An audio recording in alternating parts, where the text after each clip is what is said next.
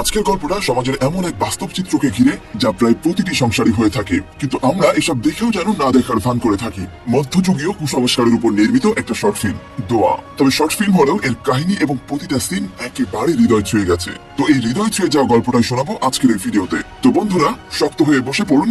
শুরুতে আবিদা নামের একজন মহিলাকে দেখানো হয়। সে তার মেয়ে দোয়াকে নিয়ে বাজারে এসেছে। আবিদা একটা দোকান থেকে তার প্রয়োজনীয় কিছু জিনিস কিনছে। দোকানদার তাকে বলে, তুমি গত মাসের টাকা এখনো দাওনি আর আবারও বাকি নিচ্ছ। তখন আবিদা দোকানদারকে বলে, আমি আগামী মাসেই আপনার সকল টাকা পরিশোধ করে দেব। আর এটা বলে আবিদা তার মেয়ে দোয়াকে নিয়ে চলে যায়। এরপর তারা একটি বাচ্চাদের ড্রেসের দোকানে যায়। সেই দোকানে আবিদার একটা ড্রেস খুব পছন্দ হয় দোয়ার জন্য, কিন্তু ড্রেসটির দাম অনেক বেশি, তাই সে আর ড্রেস কিনতে পারছে না। তখন আবিদা তার মেয়ের কানে কানে কি যেন বলে, আর তখন দোকানদার আবিদার দিকে এক অদ্ভুত দৃষ্টিতে তাকিয়ে থাকে। মনে হচ্ছিল সে যেন কোনো ভূত দেখেছে। এরপর তারা বাড়িতে ফিরে আসে। তাকে দেখার সাথে সাথেই তার শাশুড়ি খুব চিল্লাচিল্লি শুরু করে, কারণ আবিদা বাজার থেকে ফিরতে অনেক দেরি করেছে আজ। তবে আবিদা তার কথার কোনো উত্তর দেয় না। আর এই হলো আবিদার হাজবেন্ড সোলাইমান। সে পেশায় একজন ট্যাক্সি ড্রাইভার। সোলাইমানের খুবই সামান্য পরিমাণ ইনকাম, আর পুরো সংসার তারই ইনকামের টাকায় চলে। কিন্তু এই সামান্য কটা টাকায় তার পুরো পরিবার চালাতে হিমশিম খেতে হয়। আর হ্যাঁ, আবিদার একটা ছেলে আছে, নাম ফয়সাল। ফয়সালের স্কুলের টাইম হয়ে গেছে, তাই সোলাইমান তার ছেলেকে নিয়ে ট্যাক্সিতে করে রওনা হয়। এদিকে দোয়াও তার পিছু পিছু আসে, কিন্তু সোলাইমান দোয়াকে না নিয়ে শুধু ফয়সালকে স্কুলে নিয়ে যায়। এতে দোয়ার খুব মন খারাপ হয়। সে এক দৃষ্টিতে তাকিয়ে থাকে। তখন আবিদা এসে তাকে সান্ত্বনা দেয় আর তাকে খেলার জন্য বলে। তখন দোয়া খুশিতে একা একাই খেলতে শুরু করে, আর আবিদা খুশি মনে তার মেয়ের খেলা দেখতে থাকে। অন্যদিকে সোলাইমান তার ট্যাক্সি নিয়ে রাস্তায় রাস্তায় ঘুরছে, কিন্তু কেউই তার ট্যাক্সিতে উঠছিল না। কারণ মানুষ এখন আর পুরনো ট্যাক্সি ক্যাবে উঠতে চায় না, অধিকাংশই এখন উবার ইউজ করে। এর কারণে সোলাইমানের ইনকাম অনেক কমে গেছে। তার সংসার চালাতে অনেক কষ্ট হয়। তবে শত কষ্টের মাঝেও সে সবসময় চেষ্টা করত তার পরিবারকে ভালো রাখার। এদিকে ফয়সালের স্কুল ছুটির টাইম হয়ে গেছে, তাই সে তার মেয়ে দোয়াকে নিয়ে তার ছেলের স্কুলে চলে যায়। আবিদার ছেলে স্কুল থেকে বের হয়ে আইসক্রিম খেতে চায়। তখন আবিদা আইসক্রিমওয়ালাকে দুটো আইসক্রিম দিতে বলে, একটি তার ছেলে ফয়সালের জন্য, আরেকটি তার মেয়ে দোয়ার জন্য। কিন্তু এবার আইসক্রিমওয়ালাও খুব অদ্ভুত ভাবে আবিদার দিকে তাকিয়ে থাকে। জেনে আপনাদের মনেও প্রশ্ন আসছে যে সবাই কেন অদ্ভুত ভাবে আবিদার দিকে তাকাচ্ছে। অপেক্ষা করুন, উত্তর পেয়ে যাবেন। অন্যদিকে সোলাইমান একজন লোকের কাছে গিয়েছে কিছু টাকা ধার নেবার জন্য, কারণ একদিন পরে ঈদ। আর আমরা তো জানি যে সোলাইমানের অর্থনৈতিক অবস্থা খুব একটা সুবিধার না। তখন ওই লোকটি সোলাইমানকে বলে, তুমি তো তোমার এই ট্যাক্সিটি বিক্রি করে দিতে পারো, আর তুমি অন্য কাজ করতে পারো। সোলাইমান লোকটাকে বলে, এই ট্যাক্সিটা আমার বাবা রেখে যাওয়া শেষ চিহ্ন। এই ট্যাক্সিটা আমি কখনোই বিক্রি করতে পারবো না। সোলাইমান বাসায় ফিরে আবিদার পাশে চুপ করে বসে থাকে। আবিদা সোলাইমানকে জিজ্ঞেস করে, টাকা কি কোনো ব্যবস্থা হলো? সোলাইমান বলে, হ্যাঁ, ঈদ কাটানোর মতো ব্যবস্থা হলো, কিন্তু বাকি বছরটা যে কিভাবে চলবে তা শুধুমাত্র আল্লাহই ভালো জানে। আবিদা সোলাইমানকে সান্ত্বনা দেয়, তুমি কোনো চিন্তা করো না, উপর আল্লাহ সবকিছু ঠিক করে দেবেন। সোলাইমান খুব হতাশা নিয়ে আবিদাকে বলে, এখন আর এই ভাঙা ট্যাক্সিতে মানুষ উঠতে চায় না, তারা এখন এসি গাড়ি চায়। এরপর তারা দুজন মন খারাপ করে শুয়ে পড়ে। আর তখনই তাদের মেয়ে দোয়া আসে সেখানে। আবিদা দোয়াকে নিজের পাশে নিয়ে শুয়ে পড়ে।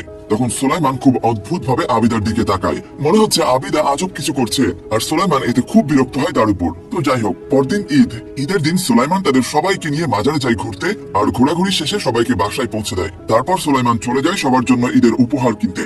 সন্ধ্যায় সোলাইমান সবার জন্য ঈদ উপহার নিয়ে বাসায় ফেরে। সোলাইমান সবাইকে যার যার গিফট দিয়ে দেয়, কিন্তু দোয়ার দিকে এক দৃষ্টিতে সোলাইমান তাকিয়ে থাকে, কারণ তার বাবা তার জন্য কোনো গিফট আনেনি। এসব দেখে খুব কষ্ট পায় দোয়া, আর ঘরের এক কোণে যে কাঁদতে থাকে। তখন আবিদা দোয়ার জন্য গিফট নিয়ে আসে। আবিদা তার মেয়ের জন্য সেই ফ্রকটি কিনে নিয়ে এসেছে, যেটা তারা আগে একদিন দোকানে দেখে পছন্দ করেছিল। এটা দেখে দোয়া খুবই খুশি হয়ে যায়। তখন আড়াল থেকে সোলাইমান আবিদা আর দোয়াকে দেখছিল।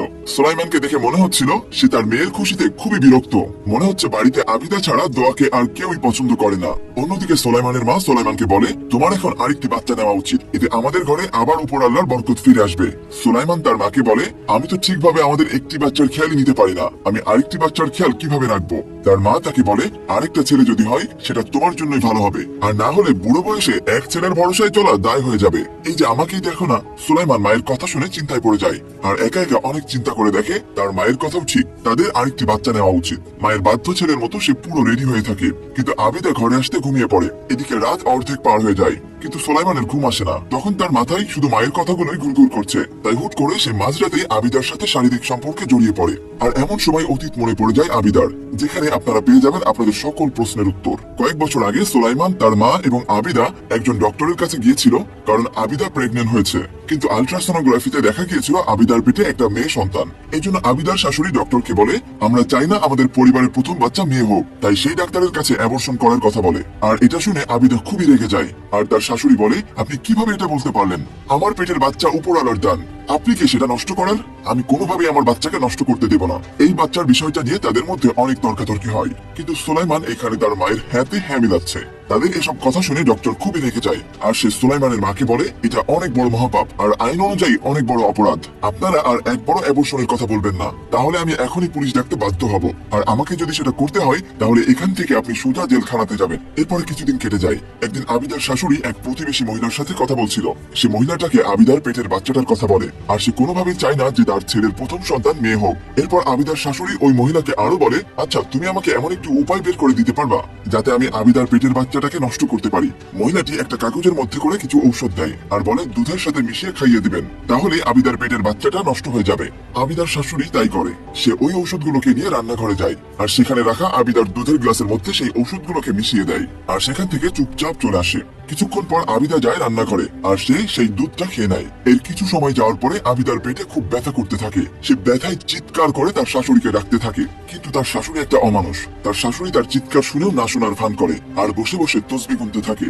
আর এদিকে ওই ওষুধের রিয়াকশনে আবিদার অনেক রক্তক্ষরণ হয়, সারা ফ্লোর রক্তে ভরে যায়, আর তার পেটের মধ্যে এই পৃথিবীতে না আসা নিষ্পাপ শিশুটিকে জঘন্যভাবে মেরে ফেলা হয়।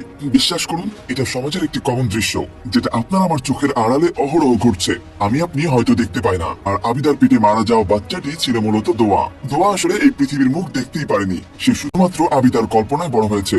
আর এই কারণেই জামার দোকানদার, আইসক্রিমওয়ালা এমন অদ্ভুত ভাবে আবিদার দিকে তাকাতো, কারণ তারা তো আর দোয়াকে দেখতে পেত না। তো যাই হোক, বর্তমানে ফেরা যাক। তো পরদিন সকালে আবিদা নামাজ পড়ে দোয়া করছিল, আর সেই আল্ট্রাসাউন্ড ছবিটার উপর সে হাত বুলাতে থাকে, যে বাচ্চাটিকে আবিদার পেটের মধ্যে মেরে ফেলা হয়েছিল। বাচ্চাটি বেঁচে থাকলে হয়তো আজ ঠিক আবিদার কল্পনায় থাকা দোয়ার মতো বড় হয়ে যেত। বাইরে আবিদার স্বামী সুলাইমান আসে। সে তার মাকে বলে যে আবিদা আবার প্রেগনেন্ট হয়েছে, আবিদার পেটে একটি ছেলে সন্তান। এটা শুনে আবিদার শাশুড়ি খুবই খুশি হয়ে যায়, আর সুলাইমান আবিদাকে ডাক দেয় সেই খুশির সংবাদ দেওয়ার জন্য। তো বন্ধুরা, আপনারা দেখলেন একজন মা কি করে ছেলের লোভে তার বৌমার পেটের বাচ্চাটাকে নষ্ট করে ফেললো।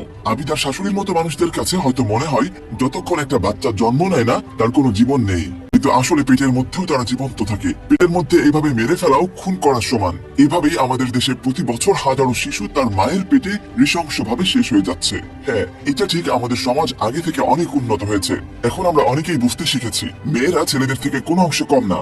আর আজকাল তো মেয়েরাও মা বাপের নাম উজ্জ্বল করছে। এই যেমন হাল আমলে আমাদের নারী ক্রিকেট টিমকেই দেখুন না। কিন্তু এরপরেও আবিদার শাশুড়িদের মতো অনেকেই আমাদের সমাজে থেকে গেছে। আর এমনটা নয় যে এটা শুধু গ্রামে আর প্রত্যন্ত এলাকাতেই হচ্ছে, এটা আমাদের শহরের বড় বড় বিল্ডিং এর তথাকথিত হাই সোসাইটিতেও হয়ে চলেছে, কিন্তু আমরা হয়তো সেটা দেখতে পাই না। আর এটা যে একটা মায়ের উপর কতটা প্রভাব ফেলে তা তো আমরা এই গল্পের আবিদাকে দেখলেই বুঝতে পারি। আবিদা তার মেয়েকে হারিয়ে এতটাই কষ্ট পেয়েছে যে সে দোয়াকে তার কল্পনাতেই সত্যি মানতে শুরু করে, আর এইভাবেই তার সাথে বাঁচতে শুরু করে। কিন্তু ভেতরে ভেতরে আবিদাও জানতো বাস্তবে দোয়ার কোনো অস্তিত্ব নেই, কিন্তু সে কল্পনাতেই দোয়াকে কাছে পেয়ে খুশি থাকতো। প্রতি বছরই এমন অনেক শিশুকে পেটের মধ্যে মেরে ফেলা হচ্ছে, আর এই নিষ্পাপ বাচ্চাগুলোকে মেরে ফেলা খুনিগুলো আমাদের চারপাশেই ঘুরে বেড়াচ্ছে। আমি জানি আমার ভিউয়ার্সরা অনেক স্মার্ট, কিন্তু আপনাদের কাছে আমার অনুরোধ রইল, আপনারা আপনাদের চারপাশের মানুষগুলোর দৃষ্টিভঙ্গি বদলাতেও সাহায্য করুন, তাহলে হয়তো বেঁচে যাবে এমন অনেক নিষ্পাপ শিশুর জীবন। আজ এই পর্যন্তই। তো কেমন লাগলো আমাদের আজকের এই গল্পটা সেটা জানাতে একদমই ভুলবেন না। শেষ করছি আজকের এই ভিডিওটা।